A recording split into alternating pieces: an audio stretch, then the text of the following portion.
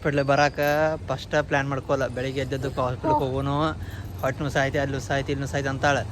ಇಲ್ಲಿ ನಾನು ಬಂದರೆ ಇಲ್ಲಿ ಅವನು ಒಂದು ಬಸ್ ಇಲ್ಲ.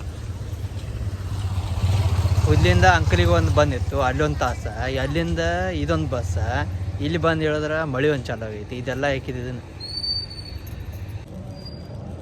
ಖಾಲಿ ಹೊಟ್ಟೆ ಮೇಲೆ ಬ್ಲಡ್ ಕೊಡ್ಬೇಕಂತ ಬೆಳಿಗ್ಗಿಂದ ಪಾಪ ಇನ್ನ ಮಠ ಹಚ್ಕೋದ್ ಕುಂತಾಳು. ಎಟ್ ಈ ಟೈಮ್ ಒಂದು 11:30 12 ಆಗೈತಿ ಟೈಮ.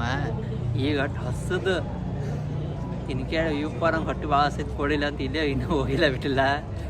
ಬಂದು ತಿನ್ನತ್ತ ಚಂದ ಕುಂತ ಹೊಟ್ಟೆ ಬಾಸಿತ್ತು.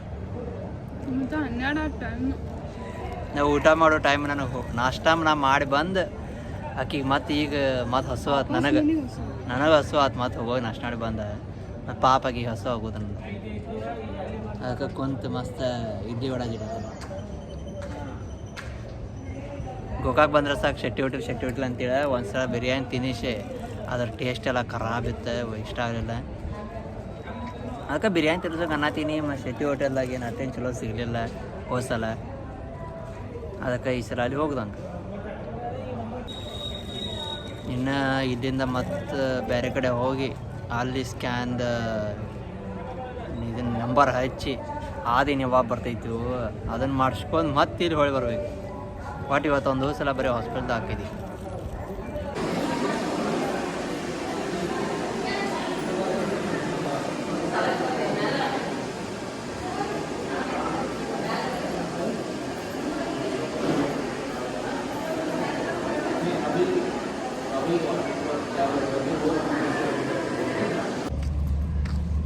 ದವಾಖಾನೆಗೆ ಬಂದ್ರೆ ಹೆಂಗೆ ಟೈಮ್ ಹೋಗೈತಿ ಏನೋ ಗೊತ್ತಾಯಿಲ್ಲ. ಒಂದು ಪೂರ ದಿನ ತಕ್ಕೊಂಡ ಬರೋದು.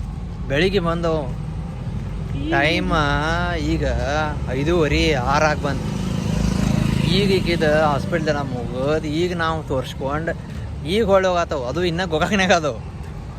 ಬೆಳಗಿಂದ ನಾಷ್ಟ ಇಲ್ಲ, ಊಟ ಇಲ್ಲ. ಅದನ್ನು ತಿನ್ನು ಇದನ್ನು ತಿನ್ನು ಇಂಥವು ಕುರ್ಕುರಿ ತಿನ್ನು ಅದನ್ನೇ ತಿನ್ಕೋತದವ. ಅದನ್ನು ಬಿಟ್ರೆ ಏನೇನೂ ಇಲ್ಲ. ಬರೀ ಅದ